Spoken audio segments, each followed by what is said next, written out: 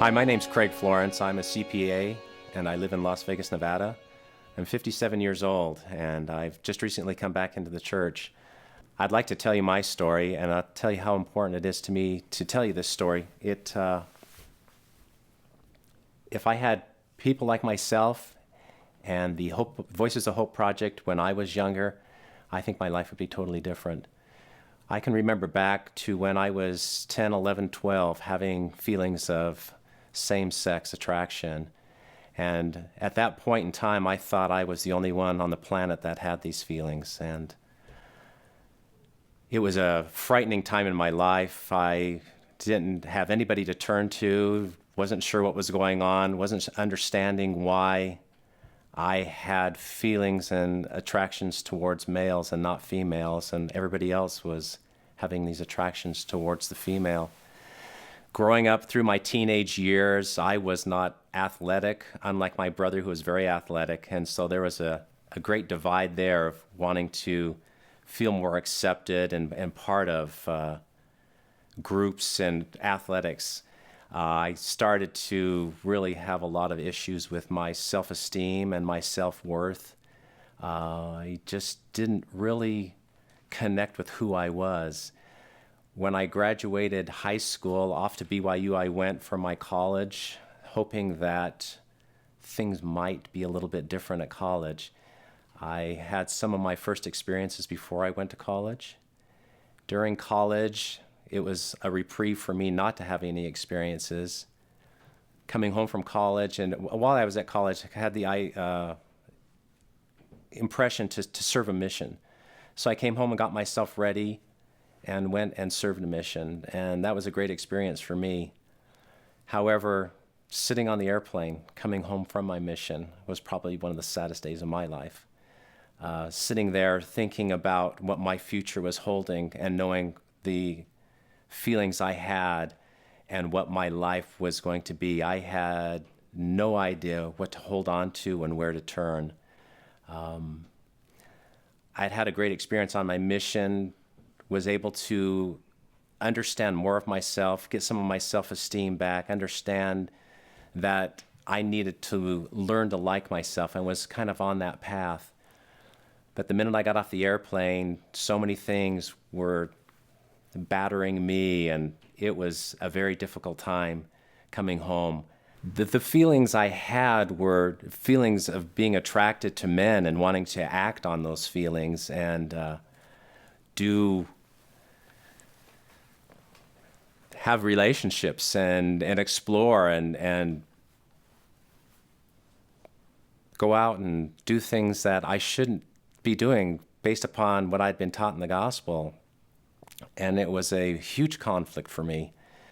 And as I went back through college to get on into my career and get my degree, I was constantly being battered by these feelings and meeting people around me that were trying to influence me and to take me into other directions.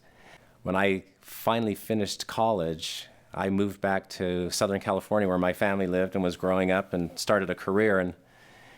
And being in Southern California, the church was strong, but I didn't have friends, didn't have anything to hold on to, didn't quite understand the atonement like I understand it now. And so the choice was there, the gospel or this lifestyle. And still not knowing anybody except for the few experiences I had in college of what to really hang on to. So the experiment kept going on, and it wasn't the experiment in the church, it was the experiment of leaving the church. And by the time I was 26, I had some friends that I had met here in Salt Lake City come down and visit me, and they asked me if I would like to go out to a gay bar, and so there I went. And that first experience of walking in there felt like I'm home, because now I was around people that felt the way I did. The lifestyle I was looking at living was a gay lifestyle, was looking to find relationships with men and find myself. And I still really wasn't sure what I was really going down, what the path I was headed down. I longed to be in a relationship. I longed to be with somebody, to talk to hold, to be with. And so I wasn't comfortable in going to bars. I wasn't comfortable with drinking, the drug scene, any of that. So my life consisted many years of what they called cruising back in those days. You didn't profess your gay lifestyle back in those days like you did today. You kept it secret. You kept it in the closet. You kept it quiet. And when you found I found people like me in gay bars, and that's where myself and people like myself congregated. It was a scene I wasn't into a lot because of what went on in the bars. I found myself more out meeting people in areas where gay people went to meet other people. I ended up meeting somebody when I was in my late 20s and ended up getting in a relationship with this person. Then that lasted 4 years, and it was on to another relationship. And these relationships just kept, in my mind, wanting to happen, but it wasn't a very easy thing to find somebody that didn't want to go off the deep end. Like, I didn't particularly want to go off the deep end on a lot of things. There was still a lot of what was in my life that was centered on the gospel, looking back at my mission, realizing that there was a true conversion there. But my association or my knowledge of what the atonement wasn't solid enough like it is now to understand its purpose and how it could really help me. In my college life, while I was there, I had a job, and in that job, as I worked, one day a young lady walked in that was working there too. It was a very interesting situation. We never really had to say much to each other, but there was an aura that was between us. And it was the first time I'd ever felt anything like this. And as we would see each other, though we never worked the same shifts together, it was pretty much understood that between the two of us, there was something going on there. And it was the first time I ever experienced being in love with somebody. And it was very interesting. I knew that she was dating somebody else and was hoping to be engaged to this person, but there was a feeling there between the two of us that was just overwhelming. But it was very difficult to act on that feeling too, because at that point in time, I felt my life was just a disaster and out of control and trying to figure out what was going on. And I wasn't going to bring somebody else into my life and ruin their life with not knowing where mine was going and what was heading. So I always kind of put those feelings back in the back of my mind and just noted what was going on and have never, ever forgotten those feelings. As I entered into my career in California, met people, but never really wanted to let anybody know about my life. Kept it very secret and very private. Just wasn't sure who was ever going to turn on me, who was going to end up calling me out, the things of this nature. And the big thing was for me was that I did not want to lose my membership in the church. I was not willing to be excommunicated, and I just didn't want to lose it. There was something that was inside me that just wanted to be part of the gospel, but it was just, I didn't know what to hang on to.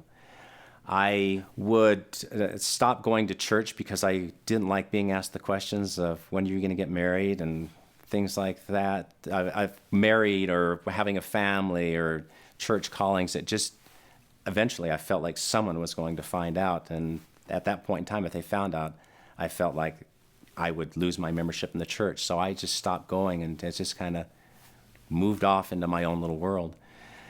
I would just live my life. One day when I was working, a friend that I worked with had been investigating the church, and she came to me and told me that she's getting baptized. And I was really happy for her, but she told me that you're a big reason I'm getting baptized. And I was really kind of stunned. And I'm like, why? I'm not even active in the church. And she says, it's how you live your life. And I thought, how I live my life? I'm not living my life like I should. But she says, you're a big reason why I'm getting baptized. And I was really kind of shocked. And she asked me why I wasn't active. And I didn't talk about why I wasn't active. I kept all this very private. And she kept pressuring and pressuring me until she finally got enough pressure till I caved. And I said, I'm gay. And she goes, is that it? Is that the only reason why you're not active? And it kind of took me back a step or two. I didn't really understand what she was telling me, but that's something else that I kind of stuck back there with this relationship, these feelings of this relationship with this girl, this love, and just wasn't understanding a lot of that. I got to the point where I didn't feel comfortable wearing my garments any longer either. I took those off and just kind of led into a life where the church was no longer a part of it. I couldn't tell you at a certain point in time in my life who the prophet was, who the apostles were. I just wasn't in there at all. I moved on through a few more relationships and then got to a point later on in my life where I thought I was happy. My father passed, and my brother came to me and finally asked me to stop doing what I was doing and to get back into the church. And at that point in time, I defended what I thought I was being happy over. And I thought at that point in time I was happy, but I realize now that that was just me trying to mask what I was doing then, and figured that it was as good as it was going to get. Coming into the early 2000s, somehow my brother got a hold of a book in Quiet Desperation, and he introduced me to that book. And he asked me, and he said, you should read this book. And so I took the book, and I eventually did read it. And it had a profound effect on my life. There were things in that book that were talked about, the Holy Ghost and the Spirit and Father in heaven and the scriptures, and so many things that came into, you can grasp onto these things, hold on to them, and actually live the gospel. So those items were now part of my memory of how was I going to deal with all this information. I still longed to be in a relationship. At that time was not, and hadn't been in one for a while.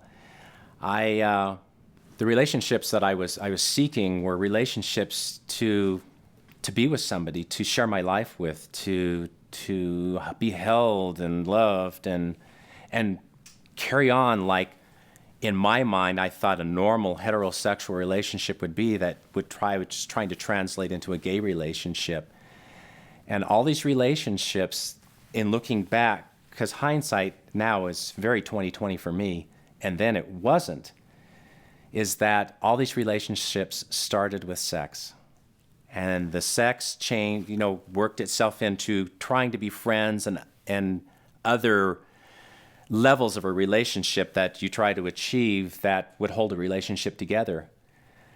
But in those relationships, it's not that I wanted them to end, but they ended because myself or the other person involved would, since what the whole lifestyle of being driven was about sex, the sex would relate to other people, which would end the relationship because I wasn't willing to share that person with anybody else. I wanted a monogamous relationship. And those relationships, when they crossed those lines of monogamy into having other sexual relationships with other men, it was time to end them and time to go on and find somebody else that desired to have a monogamous relationship with me. And I was finding out in the gay world that monogamy, some thought it existed, but for the most part, I found it did not exist. And it was always somebody keeping their eye on the door, waiting for the next best thing to enter. So there was a lot of disenchantment with all of that was going on. And I thought in those relationships I truly was happy, and there were moments I was happy, but like any relationship, they all require work, they all require effort, and sometimes a lot of those that you're in relationships with weren't putting in the effort that you thought would be putting in, and I found myself at times not putting in the effort either. So that's why these relationships would end. That's why that happiness would end. That's why you would keep moving on to the next. And again, hindsight being 2020, starting to realize that these relationships were never going to last. There was nothing eternal about any of these relationships. If they were based on sex, sooner or later, the sex would end too. And there was not a foundation there to have a relationship with. So that's when I would start to evaluate wanting to be in a relationship as much as I wanted one. Trying to find somebody that was worth being in a relationship with was very difficult to find. And as I was growing older, there were younger people that would be attracted to you, but a lot of the attraction came more so because you were stable, maybe had a nice home, maybe had things that they would like to tag on to. But this stability there of having any type of emotion with them, any type of conversation or sharing common interests with, was fleeting or fading or not even there at times. And that's when I started to realize that in these relationships, the adversary knew what I wanted and would give me little bits and pieces of what I thought I wanted, but never really complete the picture of what I was looking for. And I started to evaluate that level of thinking of what the adversary was wanting and thinking of what my Father in heaven wanted for me, and started to realize they're two totally different things. And at one point in time, woke up to the fact that the adversary was doing nothing but lying to me and giving me half-truths. And at that point in time, realized that the relationship that I desired was not going to exist. The person I was seeking wasn't going to exist in that relationship. And I realized that I was being handed a bunch of lies. And at that point in time, I got quite angry, knowing what the adversary was doing and realizing what a puppet I had been for so many years. And it was time to stop. When my father passed away, my brother told me, again, to get out of the lifestyle and to wake up to what was going on and get back into the gospel. And these resounding things kept nagging at me to a point where it was time to think more about what I was doing with my life. Coming forward, I had a relationship at one time with a man, and that relationship ended, but the friendship was still there. That individual got into another relationship and started having discussions with his then partner to have a family, of which he tried to have with me, but I would not do it because I did not feel it was in the best interest of kids to be growing up in that lifestyle. They have since had, through a surrogate, twins. And I've gotten to be an important part of their life and be in their life. And at that point in time, when those girls came into this earthly life, there was something inside of me that triggered wanting to have my own family too. And watching them grow and develop just has kept that fire burning in that regard. I also started attending church not on a regular basis, but on an occasional basis. And prior to this, I would go to family baby blessings, missionary farewells, returns, and feel the Spirit very much in those meetings. I would surf the TV and come across General Conference, not even knowing it was General Conference, and sit down and watch it for a little bit. Come across documentaries on the Mormon Tabernacle Choir and sit down and watch those things.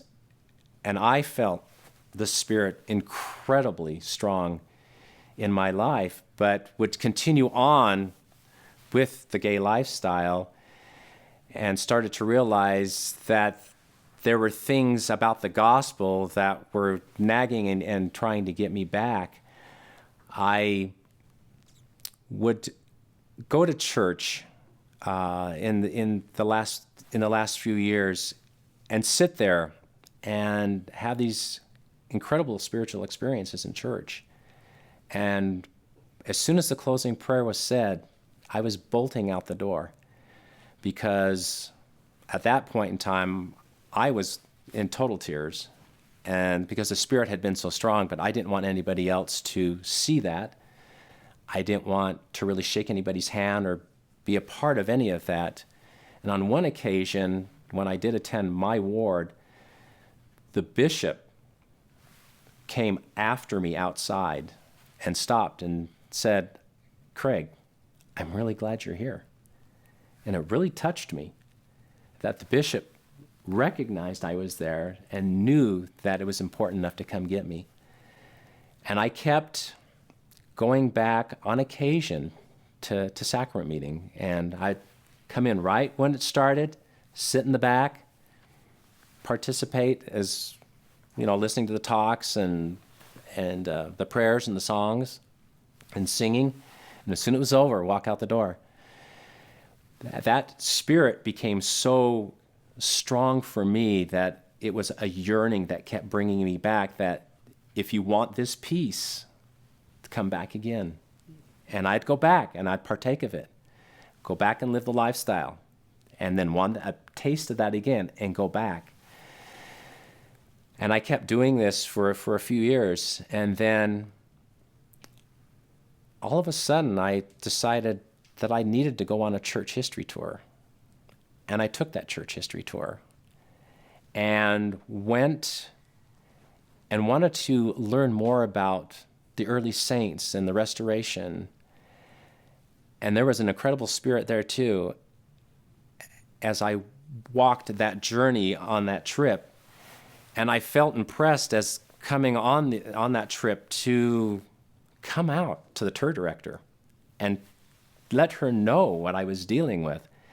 And at that point in time, I started to realize that people did not care about you being gay. They cared about you being a human being and an individual, and that you're struggling and dealing with something, and that your secret or my secret was safe with them. And it felt I felt safe in being able to do that. And after coming home from that church history tour, I decided to go to Sunday school. So now I was going to sacrament meeting and staying and going to Sunday school and feeling of the Spirit that was there. And this was just a process that kept bringing me back. And I was doing this for a number of months until a friend, a coworker I work with, who is also in my ward, said, "Why don't you come to priesthood meeting?" And at that point in time, it was just a little overwhelming at that time to be able to walk into priesthood meeting. I still had so much anxiety with going to church, speaking to people, them finding out about anything in my life. I just wanted to keep it a secret all the time from anybody. I just didn't want to expose any of that, and I just wasn't ready to deal with talking to a lot of people about it. And after that, I told him that the beginning of 2010, if I would commit to go to all meetings, and started to do that at the beginning of 2010. And that was a huge step for me. And at that point in time, when I committed on doing that, I also thought, if I'm going to make this journey back into the gospel, then I need to figure out if I can do this, which means I can't really keep a foot in both worlds any longer. I have to start making a decision here to see which way I'm going to go and where I'm going to head. So when I came back at the beginning of 2010, attending every meeting, decided to pay my tithing. Prior to that, I No, I paid my tithing, just started to commit to living the commandments as best I could and try and work my way back into doing what I should do. As I would attend priesthood meeting, there was a lot of anxiety being in this group of men and thinking that I needed to work on having healthy relationships with people in the gospel, with my friends, with other people I worked with, instead of all these gay relationships that I had had prior, which were unhealthy, which were relationships of promiscuity and other things that were not in tune with the gospel. And it was a process of realizing of what the journey I was on and where the trek I needed to go down, of where I needed to get. Later on that year, in talking with some of these people that I had told my story to and come out with, I found an immense amount of cheering and support and you can do it and great understanding and love. And that love was an intense amount of love that helped cross a lot of thresholds. That fall, decided it was time to put my garments back on. And putting my garments back on was a huge difference for me. As at that time, I realized it was time to put on the armor of God. And it was the armor of God that was going to get me through this. So it was a very interesting experience putting him back on. It felt right. I felt like my Father in heaven was so happy that I was making some of these steps. And during this time, the relationship I was building with my Father in heaven was very strong for me. Understanding the atonement and how important the atonement was, and that the atonement was going to work if I held on to it and made it work for me. That the atonement, no matter what I had done, was going to take care of everything. So I decided after I got my garments back on that the next step was to distance myself from the lifestyle I had been living and to distance myself from acquaintances and friends. And it was interesting how the Lord took a lot of people out of my life and brought people into my life that needed to be there. As I decided to live more of the gospel and become more into living the law of chastity, I felt the blessings that were coming into my life ramping up and becoming extremely overwhelming. And the Lord helping me get through this, helping me to walk away from a past, walk away from a lifestyle that I'd lived for well over 30 years. It was amazing to me how some of these desires of wanting to be with a man or hold a man or have a relationship with a man were starting to fade away, where I didn't desire this anymore. I would always, see a good-looking man turn my head. My head wasn't turning any longer. My self-esteem was growing. My self-worth was growing. I started to realize that I was okay. I wasn't broken. There was nothing to fix. The atonement is real. It is something you can hang on to on a daily basis. The enabling power in the atonement was healing me as I was letting it heal me, as I was following the Spirit and doing the things that I was supposed to do. And it got to the point where I needed to know that if I was going to get back in full fellowship, because now my desire was wanting a temple recommend. And a lot of things that were driving that was my perspective on eternity. Where was I headed? And with having these twins from my friends and being in their life and watching them, watching other people's family, I decided that my eternal perspective is I wanted to be in the celestial kingdom. I wanted exaltation. I wanted to live with my Father in heaven again. I wanted a wife. I wanted a family. I wanted all of that. And started to realize that all the promises that our Father in heaven has given to me were real. So I stopped doing a lot of the things I had been doing and going to church.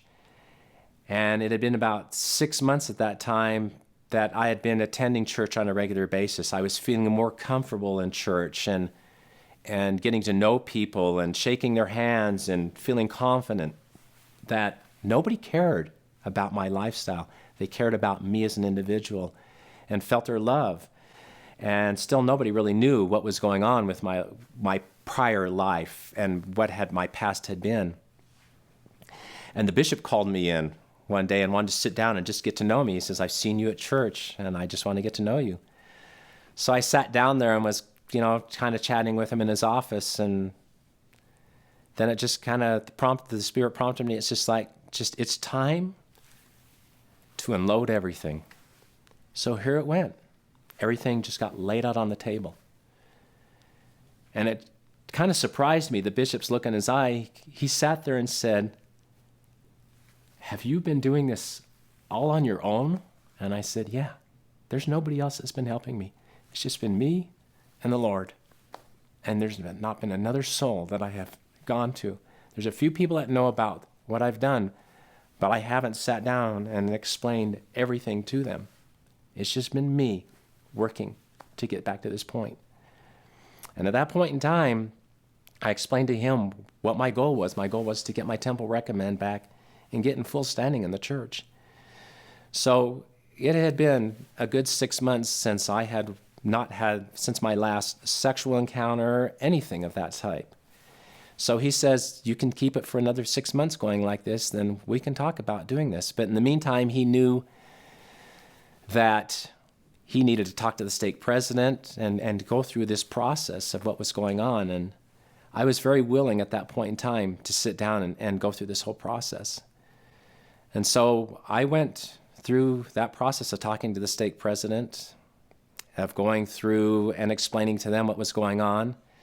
And they came back in a very loving manner and sat down and said, because of, your commitment in the temple when you went through on your mission and being an elder and where you were and you're standing in the church when you walked away, that you would have to sit at a bishop's council and we'll have to go through this whole process.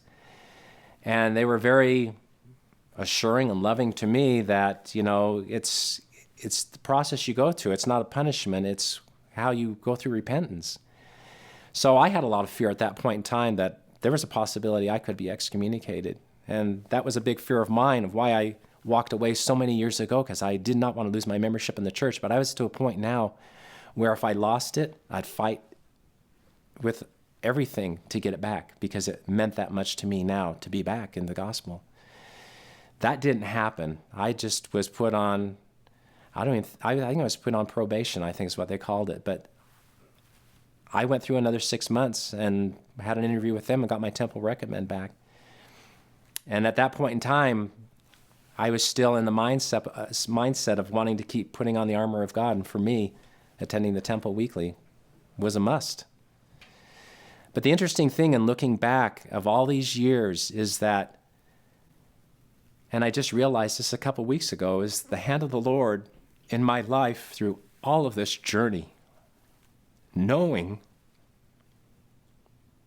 what I would go through, what I would put myself through, and Him always being there and loving me, putting people, situations, experiences in my path that I would put back in my memory and never forget as part of the steps I took to get back.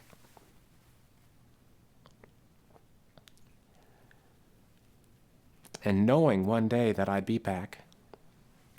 And in talking to nieces and nephews, people I worked with that had met me through this journey knowing that one day I would be back, and had no doubt in their mind that I would be back. And learning of this as time has marched on and coming back has been very, very profound, of knowing that the Spirit has spoken to them about just be his friend, love him for who he is, and he'll make it back. My journey has been far beyond what I ever thought it would be. It has been full of highs beyond the highs I ever thought I would have. It has been many spiritual experiences that I've had that I never thought I would have, and I still continue to have. And obviously, as you can tell right now, this is what happens to me, at least on a weekly basis. The Spirit is very strong in my life. The gospel is very strong in my life.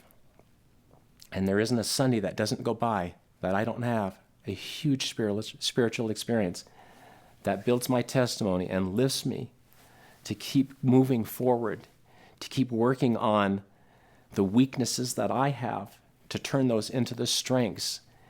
And I'm amazed as I reflect back and look at what I've walked away from that I thought would be so difficult in wanting a relationship, or just elements of the gay lifestyle that I was living that have been so easy to walk away from, and getting back into other parts where there are difficult times. And I have my peaks and my valleys. And I am grateful for when I have my peaks, because life is very pristine for me. But when I get into those valleys, the dark times that come, and I know every one of us have them, and I'm going to still continue to have them. But the reliance of the temple, home teachers, family, the gospel, bishop, anybody, to go back and use those avenues to get through those dark times is critical now. I really have experienced true joy and peace in my life. Where I thought I was happy before, I've never experienced the happiness that I have now in my entire life. And I look forward to the happiness that I have yet to experience, and the things that might happen in my life. I truly now would love to find a wife and have a family. And I know that it's going to happen. If not in this life, I hope that in the next life, I know in the next life I will have it. Part of getting to this point too was, a crucial part of it was the friends I had met, the people that the Lord placed in my path, the love and support from them.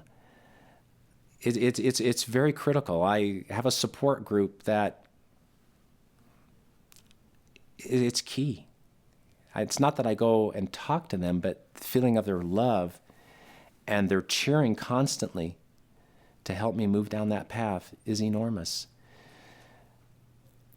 Backtracking just for a sec, there was a book that I got introduced to a couple of years ago that was very pivotal in making a lot of turns in my life, and that book was Voices of Hope.